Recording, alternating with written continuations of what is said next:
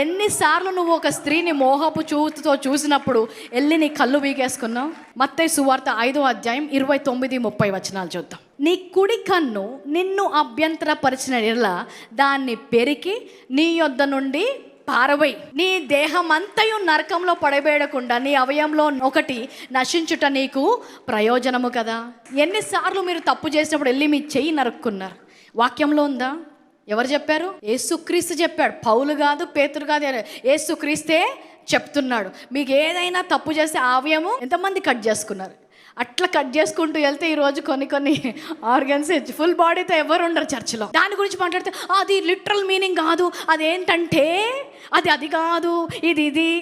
దానికైతే మీకు కారణాలు ఉంటాయి, దానికైతే రీజనింగ్ ఉంటుంది. కానీ దీనికైతే నో వాక్యంలో ఉన్న ప్రకారము మీరు చెయ్యాలి అంటే నీకు ఏదైతే నచ్చిందో నువ్వు ఏ ప్రకారము జీవించాలను